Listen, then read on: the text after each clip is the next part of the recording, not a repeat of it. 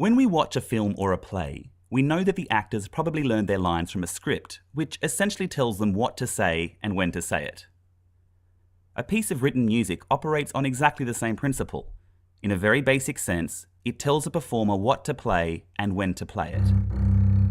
Aesthetically speaking, there's a world of difference between, say, Beethoven and Justin Bieber. But both artists have used the same building blocks to create their music: notes. And although the end result can sound quite complicated, the logic behind musical notes is actually pretty straightforward. Let's take a look at the foundational elements to music notation and how they interact to create a work of art. Music is written on 5 parallel lines that go across the page. These 5 lines are called a staff, and a staff operates on 2 axes, up and down and left to right. The up and down axis tells the performer the pitch of the note, or what note to play, and the left to right axis tells the performer the rhythm of the note, or when to play it. Let's start with pitch. To help us out, we're going to use a piano, but this system works for pretty much any instrument you can think of. In the Western music tradition, pitches are named after the first 7 letters of the alphabet: A, B, C, D, E, F, and G. After that, the cycle repeats itself: A, B, C, D, E, F, G, A, B, C, D, E, F, G, and so on. But how do these pitches get their names? Well, for example, if you played an F and then played another F higher or lower on the piano, you'd notice that they sound pretty similar compared to, say, a B. Going back to the staff, every line and every space between 2 lines represents a separate pitch. If we put a note on one of these lines or in one of these spaces, we're telling a performer to play that pitch. The higher up on the staff a note is placed, the higher the pitch. But there are obviously many more pitches than the 9 that these lines and spaces give us. A grand piano, for example, can play 88 separate notes. So how do we condense 88 notes onto a single staff? We use something called a clef. A clef is a weird-looking figure placed at the very beginning of the staff, and it acts like a reference point telling you that a particular line or space corresponds to a specific note on your instrument. If we want to play notes that aren't on the staff, we kind of cheat and draw extra little lines called ledger lines and place the notes on them. If we have to draw so many ledger lines that it gets confusing, then we need to change to a different clef. As for telling a performer when to play the notes, 2 main elements control this: the beat and the rhythm.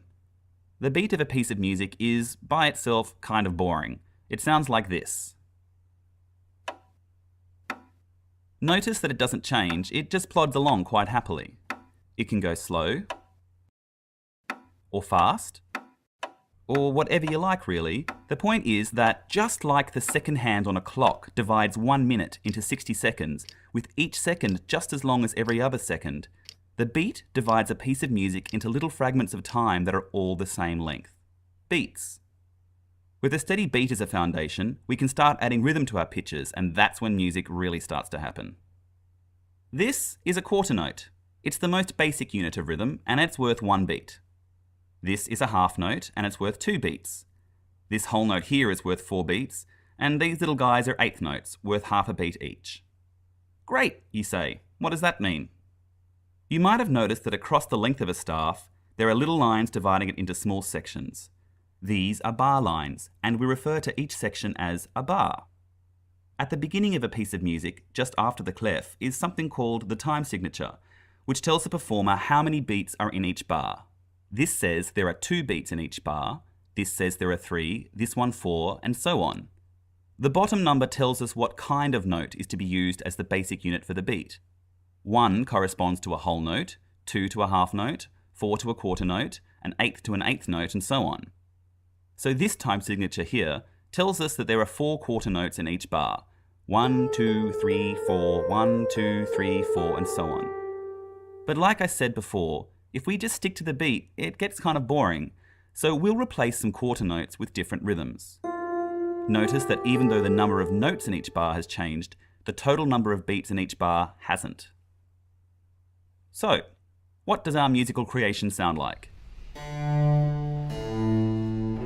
Sounds okay, but maybe a bit thin, right? Let's add another instrument with its own pitch and rhythm. Now it's sounding like music. Sure, it takes some practice to get used to reading it quickly and playing what we see on our instrument, but with a bit of time and patience, you could be the next Beethoven. or Justin Bieber.